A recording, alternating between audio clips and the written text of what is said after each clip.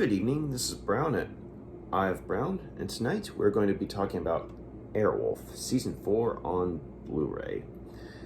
Airwolf was a show that, like many others, started off strong, but sadly declined in terms of quality and ratings.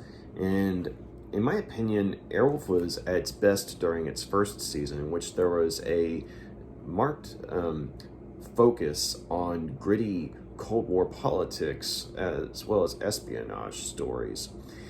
And season 2 maintained some of that momentum, but unfortunately, due to editorial interference, just as many of the episodes unfortunately start to feel like something you would find on another show, like say Miami Vice or another cop drama at the time, than say an episode of Airwolf.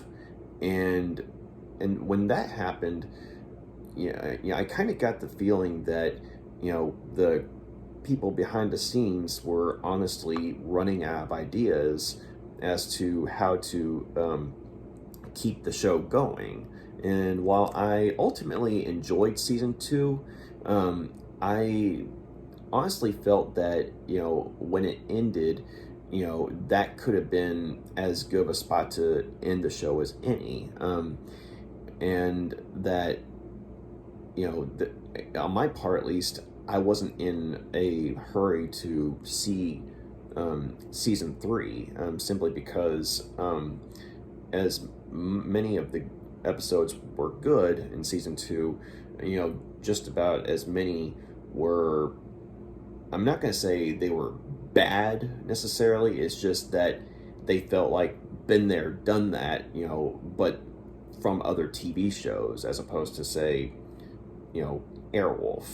And so I eventually did get around to watching season 3, and in my review of it, I would say that up to this point, it was definitely the worst that Airwolf turned out as far as seasons go.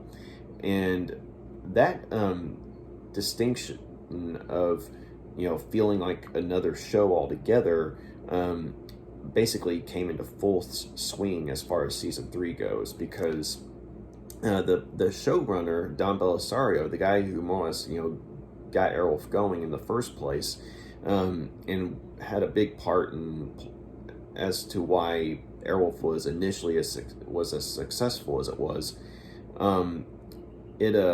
He ended up leaving at the end of season 2 because he was frankly tired of constantly butting heads, with those pulling the strings behind the scenes, and basically insisting on the show becoming more family friendly, and he was also having to contend with a lead actor who was going through severe drug and alcohol problems, which played all sorts of havoc behind the scenes on the show.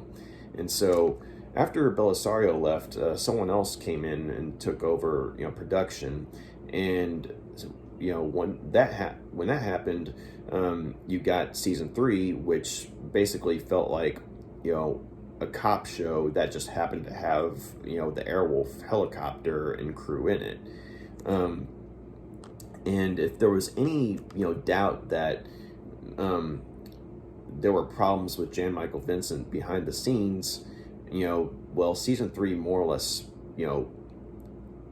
put those doubts aside, due to the fact that there were quite a few of the episodes that focused more on the supporting cast of characters than say the lead actor or lead character, if you will.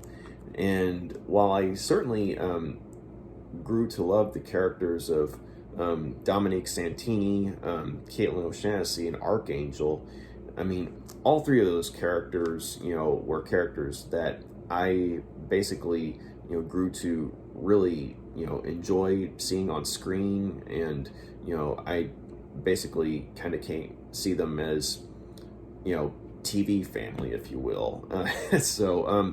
But unfortunately, though, when you have supporting characters, taking, the weight of, the lead actor, for a good portion of the season, you kind of start to put two and two together, and unfortunately. And so, Jan Michael Vincent was, he was okay, but nothing to, match, the acting, that he had on display in season 1 and, a good portion of season 2.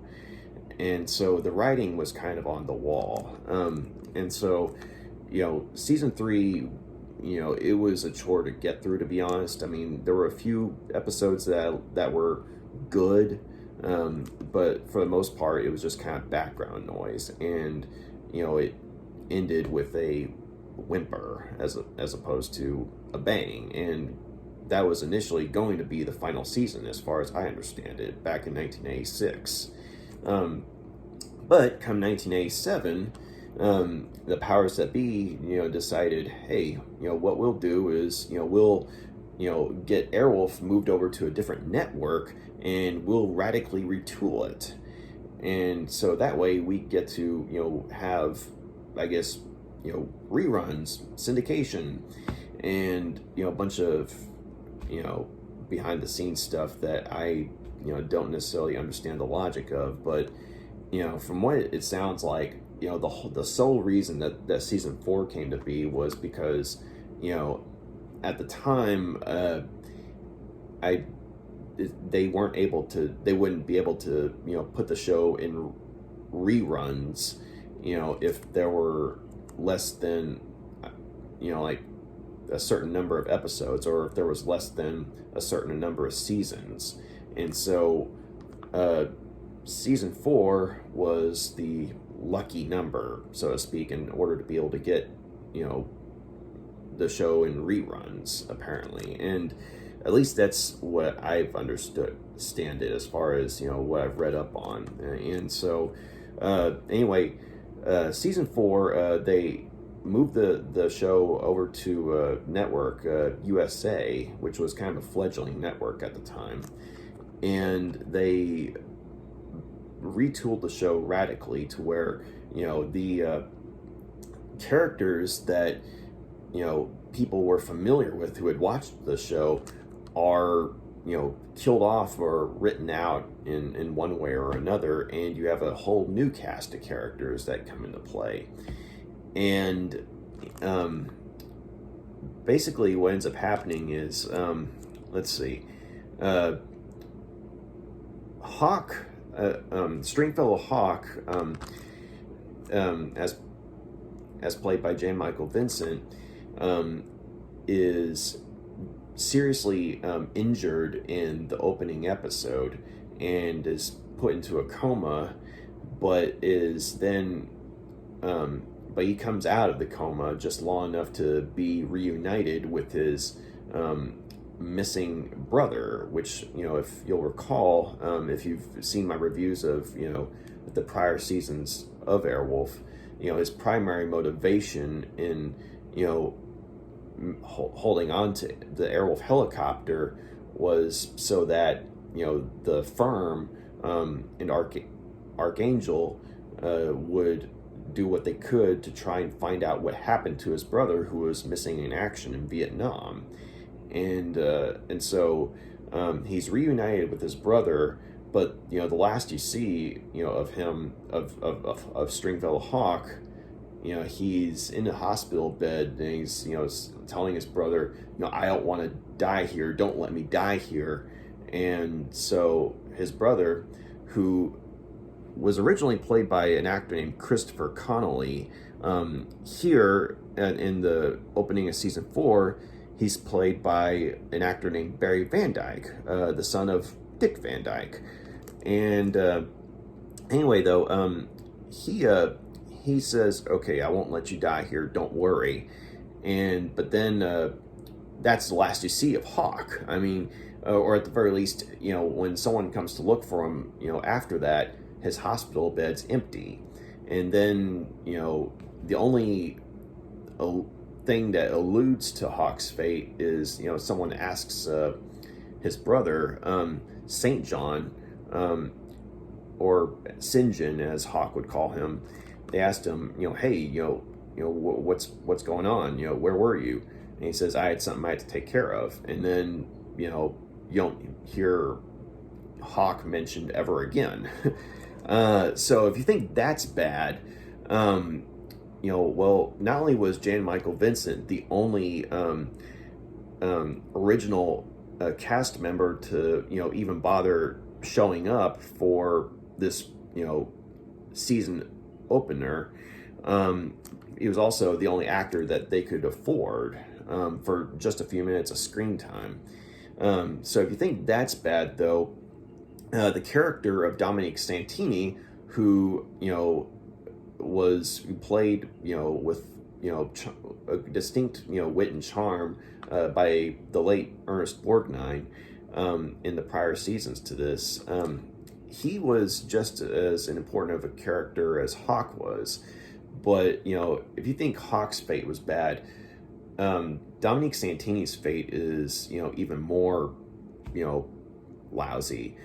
Basically, I don't remember if the people behind the scenes, I don't remember if they either just couldn't afford to get Ernest Borgnine for just a few minutes of screen time, or if Ernest Borgnine just said, hey, after season 3, I'm done.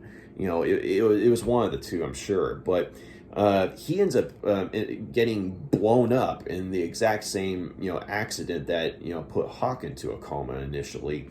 But get this, they get a stand-in for him. They literally get a stand-in, and who's shot from the distance, and he's only seen somewhat up close once, and you could tell it's not Ernest Borgnine. And he's shot mostly from the back, but at least once you see him from the front. But also he doesn't say anything. There's no dialogue, nothing. They couldn't even be bothered to, I guess, put in archive footage of Santini as played by Ernest Borgnine just wandering around Santini Air, the airport, or not airport, but just where he had his place of employment, which is where the explosion happens. And so anyway, though, Dominique Santini gets blown away, and it's not even the original actor. Okay, so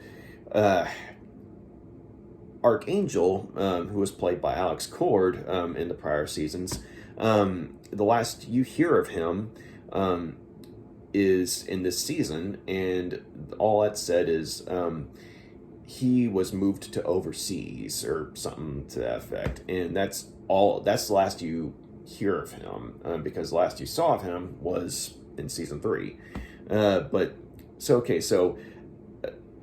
Which was a really cliche way to get rid of as finally regarded a character as Archangel was.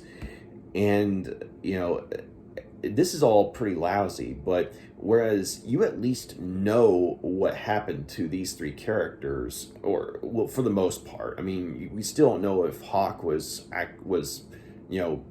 eventually killed, or if he's just in hiding somewhere after his brother presumably took him from the hospital bed.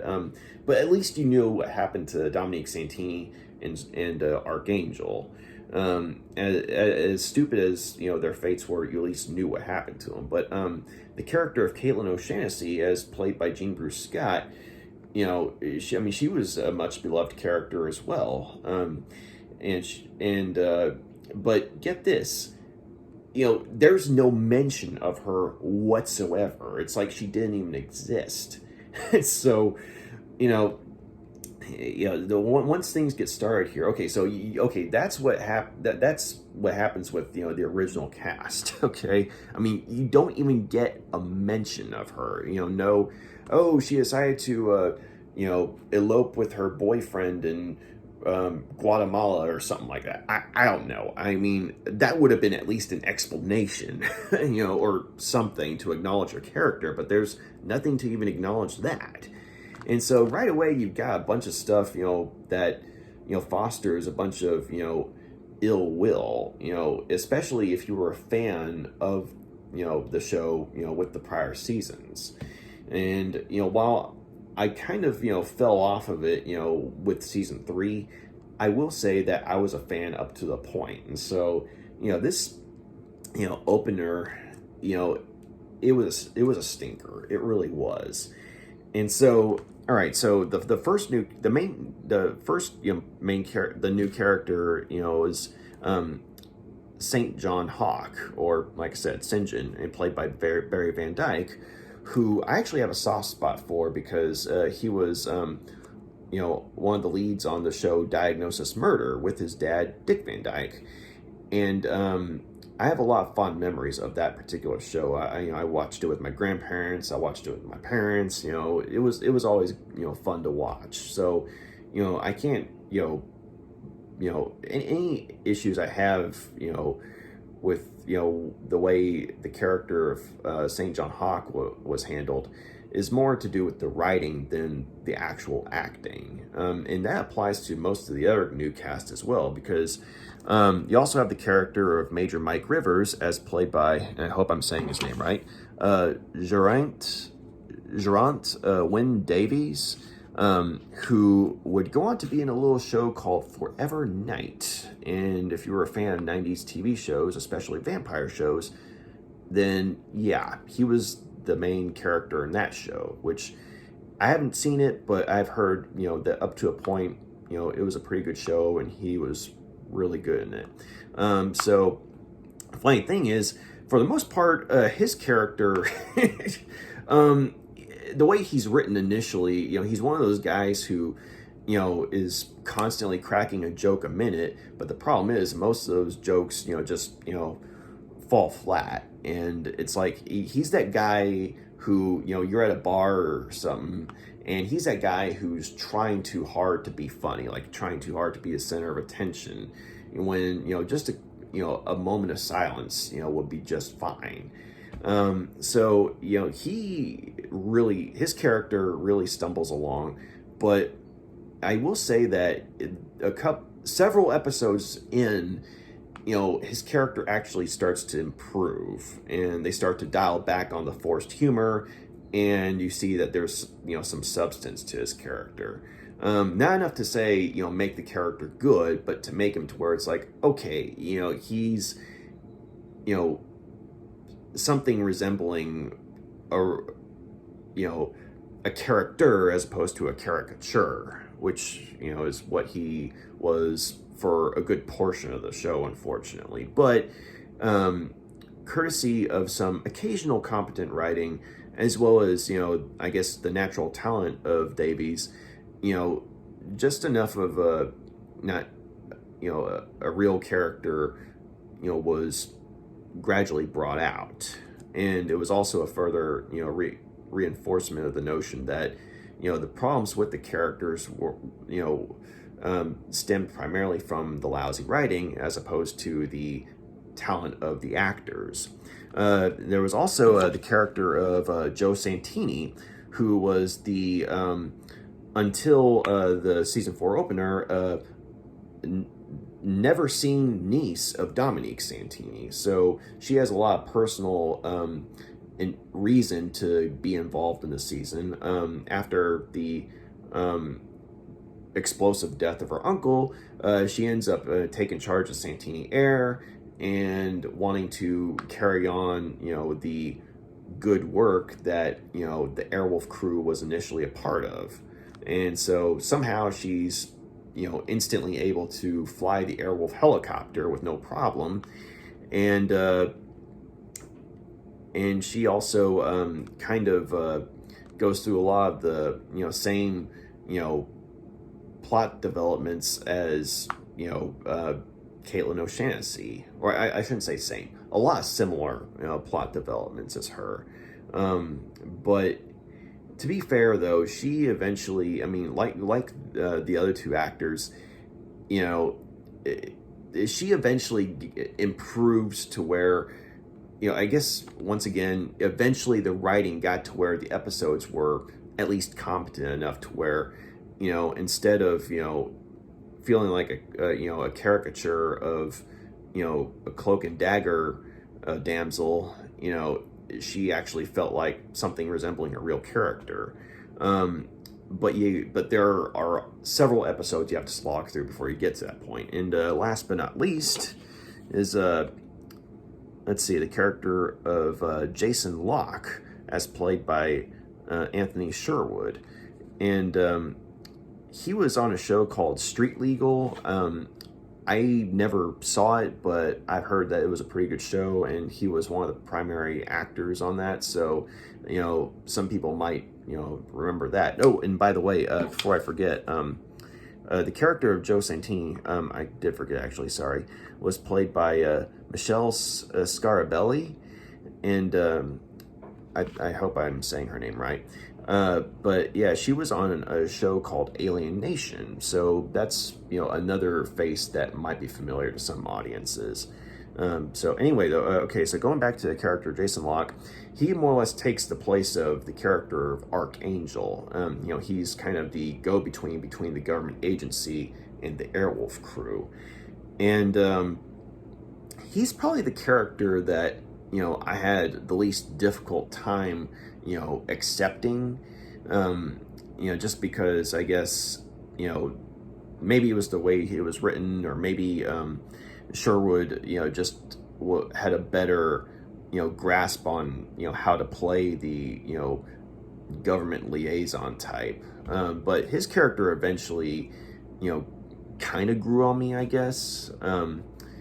But anyway, though, yeah, so, but I mean, I'm not saying that his character was good necessarily, but up until the point where the episode started to get competent, his was the character that I guess you could say I groaned the least with, in terms of he's like all the other characters. I was like, but then his character is like, okay, I can at least buy him as a character. But anyway, though, okay, so those are the main characters that are introduced. And also, instead of the firm, being the government agency that this new Airwolf crew is working with, now it's just called the company for some reason. I don't really know why they changed it, but they did. So anyway, though, another thing is that the initial thing about the Airwolf helicopter was that only the character of Stringfellow Hawk could basically fly and fight in it, and I mean, granted, he had Dominique Santini helping him out, as well as Caitlin O'Shaughnessy from time to time, but he was the main guy who knew how to operate it. And Dominique Santini and O'Shaughnessy eventually got to where they could fly it, but they could never basically, I guess you could say, be one with it like Hawk was.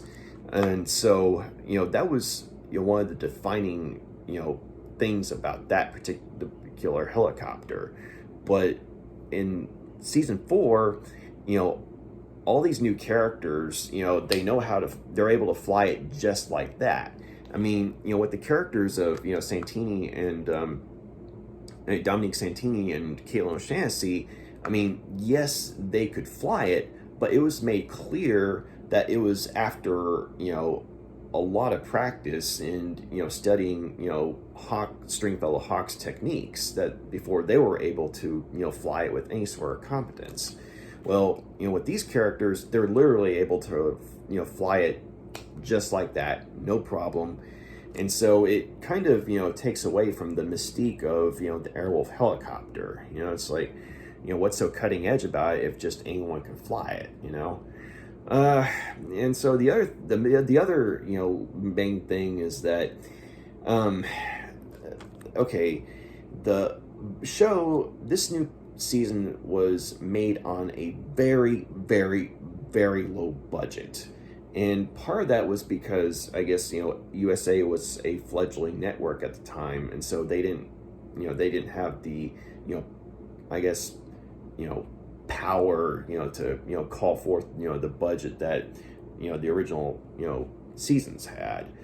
And so, while, for example, the season, the quality would, decline in, say season 3, at the very least, whenever there was an aerial combat scene, it at least, looked top notch in that respect. But here, though, when it came to, the flight scenes, they, for the most part, anything resembling anything with the original Airwolf helicopter was basically made up of deleted footage, or footage that was left on the editing room floor, from the seasons prior, basically to make it look like fresh new footage.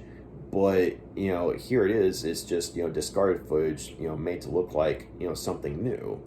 But if when that's not taking place, they have a model helicopter that at times is just so blatantly a model that it's not even funny. And then you have a lot of the special effects. When they're not using archived footage from the other seasons, like when it comes to, say, explosions or something like that, which granted season 3 was guilty of as well. But anytime they use something like lasers or something like that, the effects are so bad. It looks like they were drawn in or something. But it just, it would have been one thing if the writing was good at least. But when you have bad writing combined with a ridiculously low budget, it makes for a viewing experience that it's a chore to sit through. And that was the other thing, is that I sincerely made an effort to get through this season, and it was like, it wasn't until episode 7 where there started to be some level of competence that came into play. In fact, I would even say that there were, whereas as lousy as season 3 was, there were at least a couple of good episodes. But this season, it didn't even have a couple of good episodes. But there were some decent episodes, episodes that you could say, they would have been good if they'd, say, had the operating budget of the original series. I'm just giving you an example, but there were some decent episodes that I found myself getting somewhat invested in, or at the very least, when I wasn't sort of on autopilot, watching the other shows. Like what ended up happening for most of the episodes was, I'd be reading something while listening to what was going on. That's how little I cared about the show at this point, and it was just less than background noise to me. But when some of these competent episodes would come into play, I'd be reading, and then I'd be like, oh, it's actually kind of interesting. And then I found myself making it through a whole episode, and those were exceptions to the rule. And unfortunately, though, even these handful of decent episodes aren't what you would call full-on good. They were decent. They weren't a chore to sit through. But like I said, there were exceptions to the rule. And I guess, the one other good thing I could say, the one other, I guess, positive thing I could say, is that this season, I will say, at least tried to get back to the roots of season 1, in a sense that, there was a certain attempt at, gritty Cold War politics. And, some of the episodes, really, captured, the international, chaotic relationship between the U.S. and the USSR at the time. And I'll give it that much at least. The episodes were, the people were at least trying to get to that point, at least as far as, what season 1 was like. But it was like the intent was there, but either the budget wasn't or the overall writing wasn't. And, it just, it was it was not a fun, experience for me. And one thing that I found out was that, when I was looking at all sorts of stuff online about, behind the scenes stuff, and some of the actors from season 4, they were talking about how, they were given very little, room to improvise. Like a lot of the scripts that they got were like, okay, this is what you have to do, and that's it. You can't go beyond that. And so that's why, a lot of the acting, it feels forced at times, but then eventually the characters, it's like, or the actors got to where it's like, okay, we've got lousy material, but at least we're building, an understanding of the character we're playing. So, a good portion of the way through season 4, while I'm not going to say they're good characters, they at least feel like characters, if you will, like I was saying earlier, and instead of, the caricatures that they initially came across as. But, just because, they're characters, that doesn't mean that, the show's, was worth watching. It's kind of like, I don't know, like you're going into a cafeteria, back in high school or something, and, you got the table where your best friends are at, and you're like, hey, these are the guys, this is the cool table, right? And then you got all the other tables, and, you got, people that, they're there, you say hi to them every now and then, but, other than that, you don't really, they're not the ones that, stand out, or they're not the cool table. So, that's kind of what I would say that season 4 was like. Or I should say, it eventually gets to where it's like one of the other tables, outside of the cool table. But, I don't know if that analogy makes any sense or not. I was, just off the top of my head here. But it just, you eventually accept them as, they're there, but you're not invested, and, by the time the season ends, there was, I did like how there was an episode where Barry Van Dyke got to play opposite of his dad, Dick Van Dyke, as, who was playing a bad guy. That was actually pretty cool, it's kind of like, a battle of wits, but unfortunately, a lot of the same problems, were hampering that particular episode as well. But, I will say, that was kind of like, hey, not something you see every day. Dick Van Dyke is a bad guy and matching wits with a son. But, that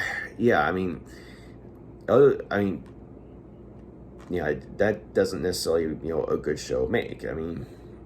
Interesting, but, it just, yeah. So it was really a bummer for me to,